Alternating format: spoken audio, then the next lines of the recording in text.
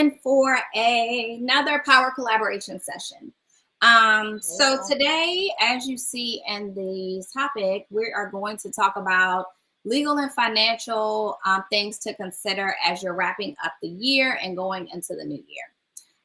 So we're going to keep it short and sweet. If you guys have questions as we go along, as always, feel free to drop them in the comment section. And put your name behind them if you like, because sometimes your name doesn't show up. So we'll know who we're responding to. And we do these, if it's your first time joining us, I'm Kelly. I'll do an intro. We usually forget and do an outro. I know. We're getting better. Yeah. So I'm Kelly. I'm a fractional CFO to service-based business owners. And my business, Commas with Kelly, helps CEO entrepreneurs know how to strategically spend to drive up profits, optimize productivity, and stay in their zone of genius so they can stop burning themselves out. And we do this by taking on your bookkeeping and accounting and giving you financial strategies so you can have a sustainable model to work from. And we do this every week with Tracy. You want to introduce yourself? Sure. Patrice Tisdale, managing attorney at the Tisdale Legal Group on social media. I'm at real law, at real_law_ESQ on Instagram, and then Tracy here on Facebook. I work with service based entrepreneurs and real estate investors to help them maximize their, or using the law, I should say, leveraging the law to their advantage, so that they can do the things that they want to do. They can take the risks they want to take in their business, like billionaires do, but without spending billions. We have a six-part process that we go through in, negotiating or looking at your business, looking at your goals, and we do so using a flat fee model. I am more interested in having the conversation and the quality of the time that we spend together, and not wanting you or I to worry about the quantity. So I offer my services flat fee so that we can actually achieve the goals that you're looking to do.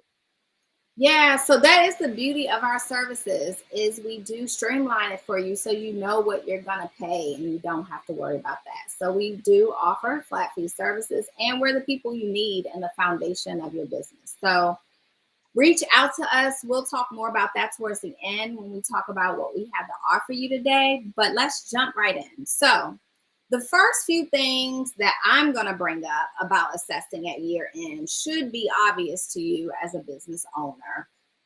The first one is tax planning, right? So many of you wait until January to start looking at your prior year numbers to gather all the data needed for taxes. And that is a big no-no. That's the worst thing you can do for your business because it doesn't give you time to pivot, right?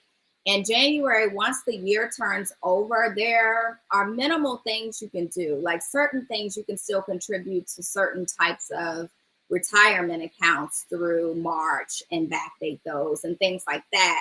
But for the most part, as it pertains to income coming in and expenses on the P&L items, it's not really much of anything you can do when the year's turned over.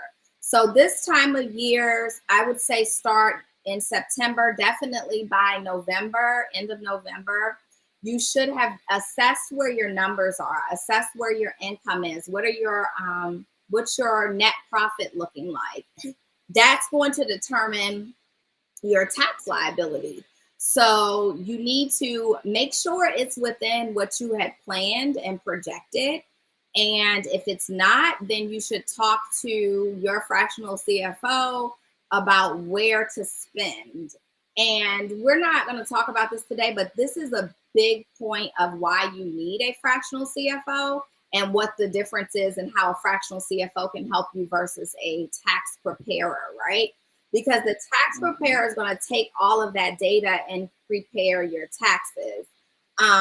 Some of them may do tax planning, and you can reach out to them throughout the year, usually for an additional fee.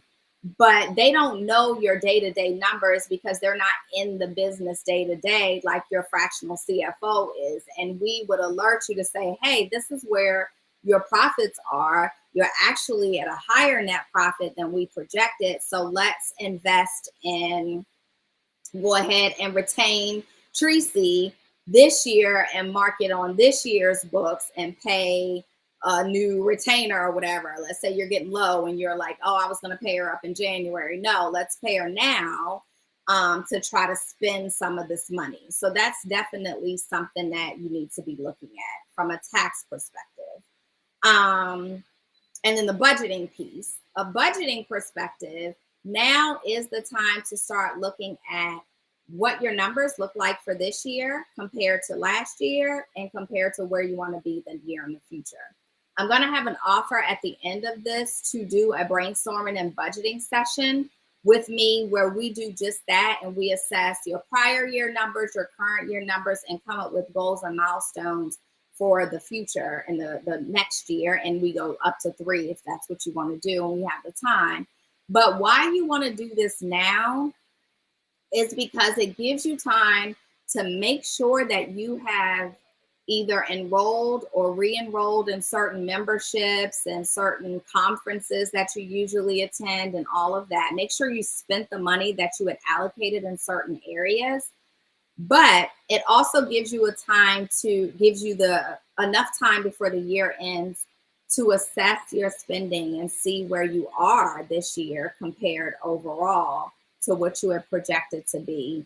So it kind of goes in line to what I just mentioned in tax planning, which is why I said, let's talk about these together, and tax planning and budgeting go kind of together this time of year. So we'll leave that there. I think, Yeah. sorry, question.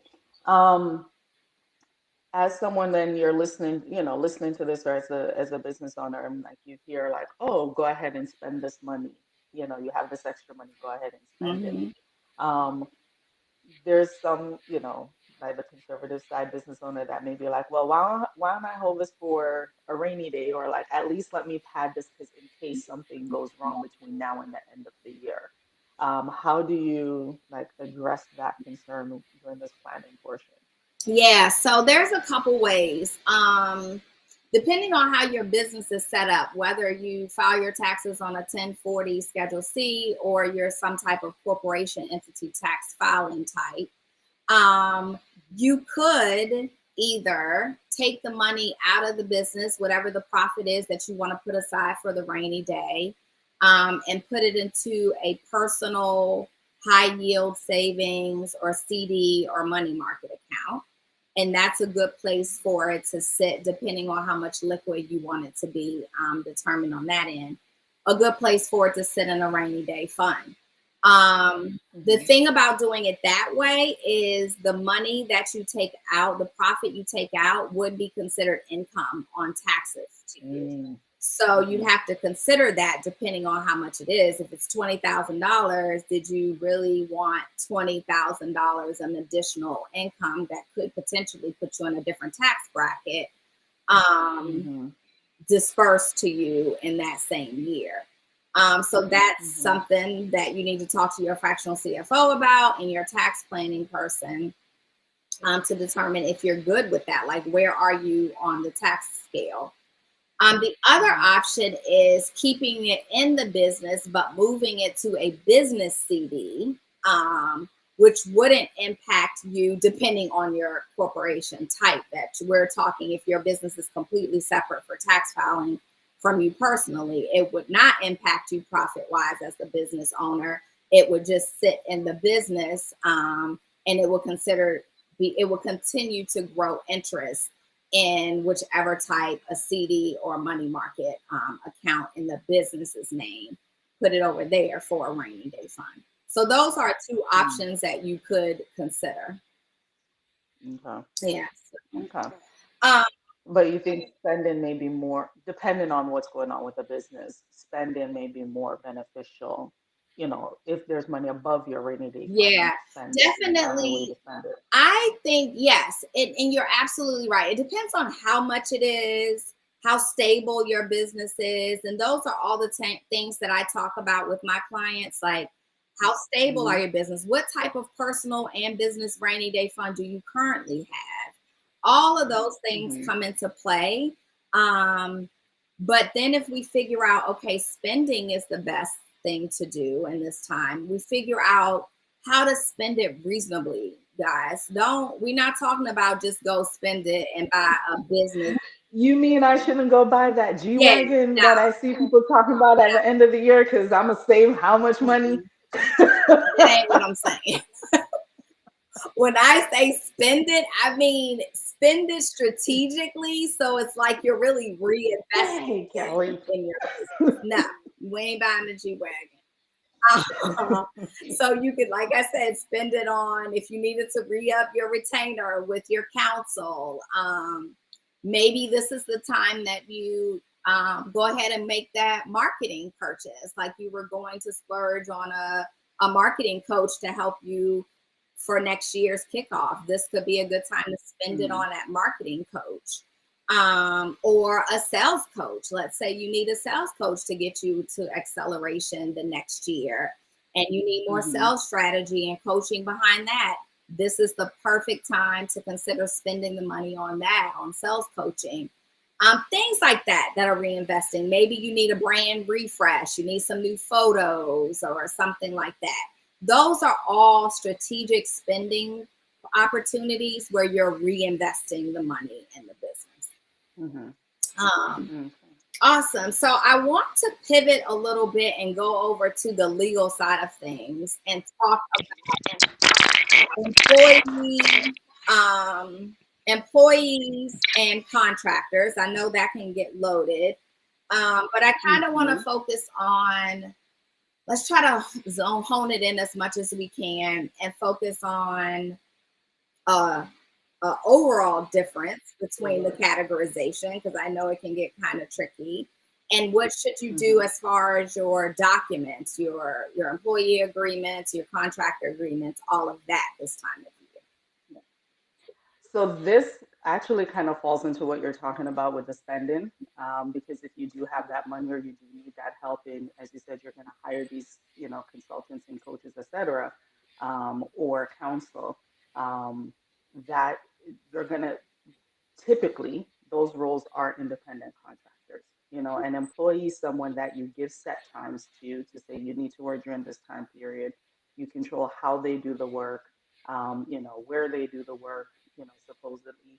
Um, so if you have a team member that you have control over what the where, what, why, and how they're doing their work versus someone that you're focused on the goal, that team member, no matter even if you have a document saying that, yes, we both agree we're independent contractors and that's it, that's not an independent contractor. That is an employee.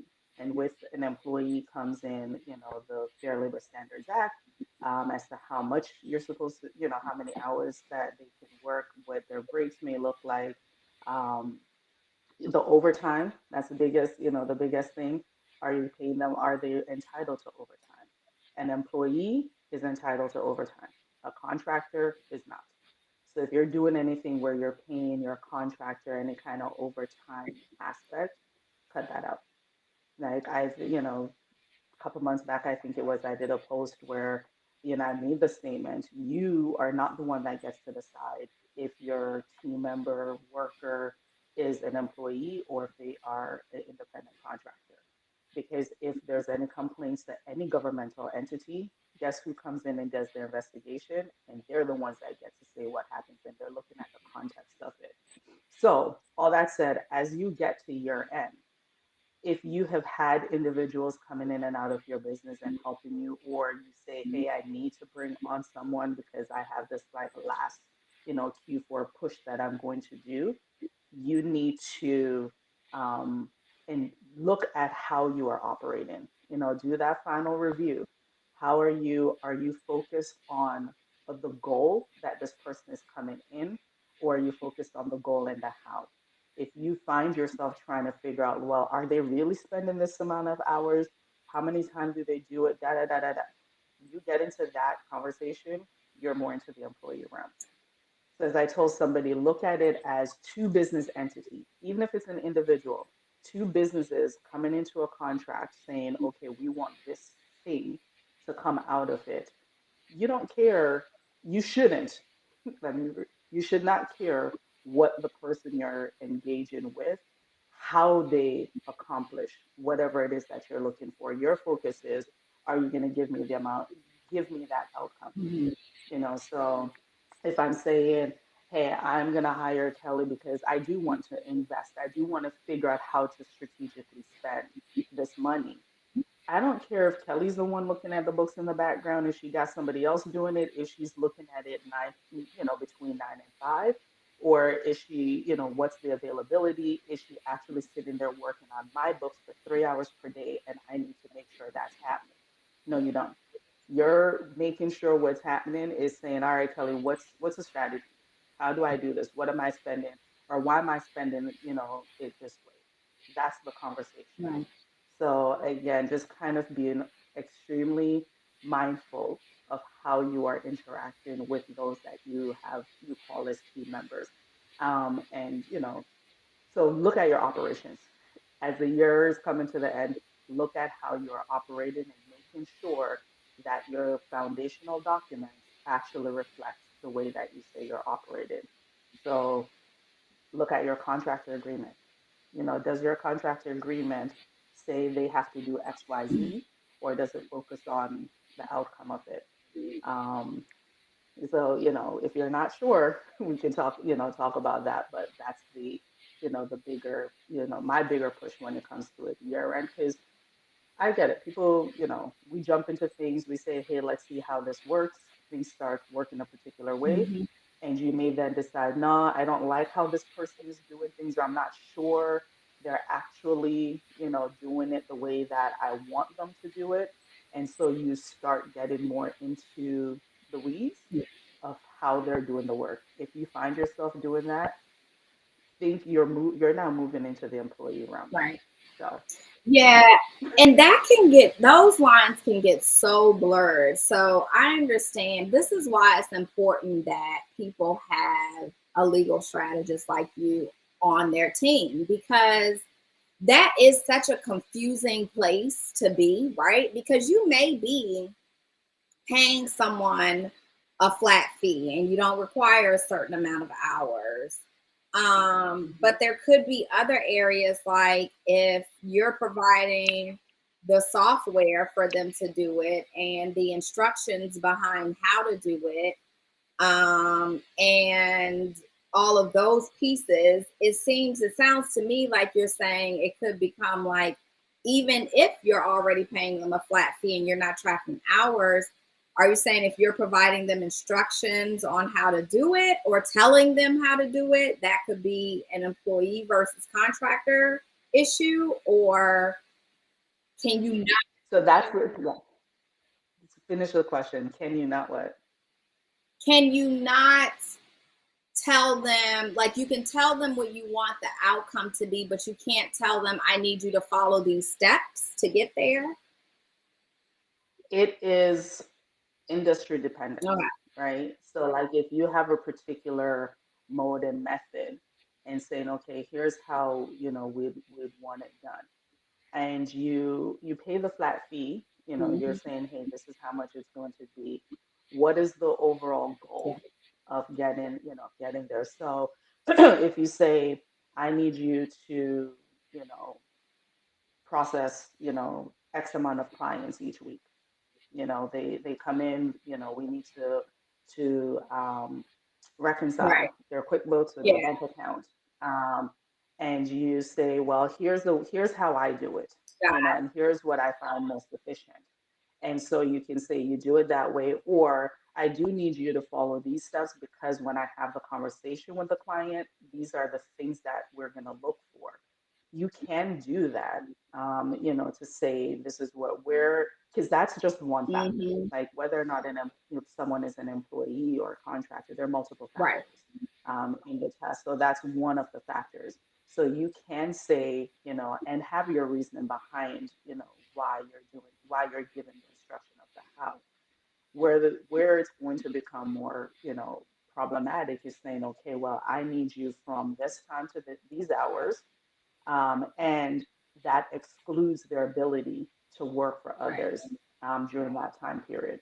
If That you're makes concerned that they're not doing anything, they can't be doing anything for anybody right. else, during this time period, that's where you get closer to the line of the employee contractor, contractor moving into the employee piece. But one of the biggest things is paying the overtime, Okay.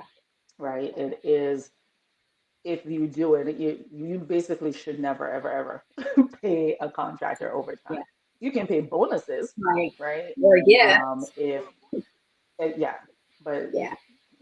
you're not doing any overtime. Okay. No, that makes complete sense. And you guys, you really, really, this is the perfect time to, if you do not have a legal strategist already, as you're wrapping the year, this is one of the things you need to make money to meet with someone like Tracy, to even if it's just for a couple hours and you pay her hourly rate or she comes up with a package, whatever the agreement is.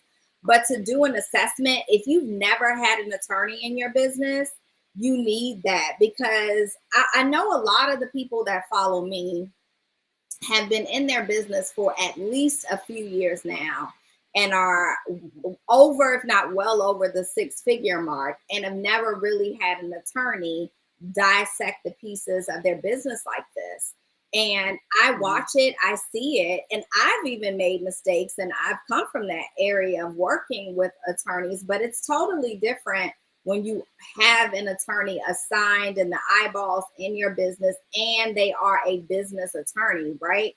Because they have the lens and know what areas to pick out that we would never know what areas to pick out in. We just out here thinking that, we're just hiring people to help out and we're helping them by paying them and not realizing we breaking all types of laws. So Yep. yeah, because and it's important to Mhm. know before you get to a place where somebody figures it out themselves and decides they want to sue you for something that you Mhm. didn't even know. Well, lack of knowledge is not a basis for Not a not defense. getting your ass sued. So And that's it. Like, a lot of people think they've hit the loophole by like, oh, I'm gonna contract with somebody in India yeah, or the Philippines or da da da. Though you are a US based business, and whomever you're doing, this contracting with, they can reach into the US. Like, if for whatever reason they decide, you know what, nah, I need more money, or I'm seeing you do this, they can go to the State Department of Labor, they can go to the Federal Department of Labor, they can file with EEOC. Like, they still have access. It doesn't prevent them from doing so. Now, whether or not they're going to is a whole different story, but it doesn't prevent them from doing so. And if you have one US based person that says, I'm an employee and you misclassified me, then you open up the door for all these other yeah, agencies to start paying attention. Because trust, the attorney general for a lot of states, they started looking at businesses that are doing this, because misclassification, i.e., wage theft, is a big thing that they're looking at. Tax department, they gonna want their money, mhm, because if it's an employee, you should be paying certain taxes. Same for workers' comp. So it has a ripple yeah. ripple effect. Yeah, so guys, it's so many layers to this. We can't cover it in this short live. I mean, there are so many layers to the legal side of things, especially, and layers to that tax planning piece. So send us a Hmm. message, drop in our DMs. Tracy, what can they do? How can they reach you to talk more about these tips and things that we've given them to get through year end? And if you have links, you can put them in and I'll put them across the screen too. Yeah, it's gonna be. I'm from doing it on my phone this time, Oh, so it's you gonna want be me a to little type bit it? difficult. But I'll go in and it's Sociotap backslash Tisdale Legal Group. The TLNG are capital .com. But we are doing the assessments, and when we're finished, I can put a link in the chat of the video as well, where you can contact me. We sit down and we do a quick assessment of your business operations and what it is that you're doing, what it is you'd like to do, and make sure that you don't have any barriers to that.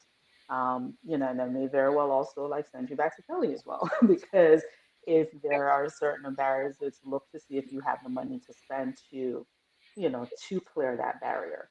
Is So that right? we're doing, Okay. yes, yep. So we're doing we will do assessments for businesses to see where you operational wise, where you contract wise, and we can go from there. So reach out to me. I think there's when you go to that link, you'll see all my other links, and there is a connect with us, link there. So reach out in all else fails, drop a message in the Yep. video, and I will send you a message. And the same for you, Kelly. Like whether they come to you first or come to me first, like what are you, offering at this year and when it comes to their pricing and their spending? Yeah, so I'm working on a brainstorming and budgeting assessment. That link should go live by the end of this week. You can follow me at bit.ly/KWK links. And when you go there, you'll see all of my links. Also at www.commaswithkelly.com, which the website should be launching later today or by first thing tomorrow morning. So I'm excited. It's a whole newly rebranded website. It's a very exciting time. So I'm very, very happy to get that out there. But you can go either there or, like Teresa said, comment on these videos, slide in our DMs, and by the end of this week, you will see the brainstorming and budgeting assessment option to sign up, where we'll sit down and we'll go over your numbers, see where you were last year, what you're looking like this year, and plan the budget and assessments for the next year so you can be all good to go in that area. I think that's it. That's it, y'all. If you have any topics you want us to cover, comment with them or send us a DM and we'll be happy to cover what we can. Otherwise, thanks for joining us for another week of Power Collaborations. And we'll see you guys next week. Bye now.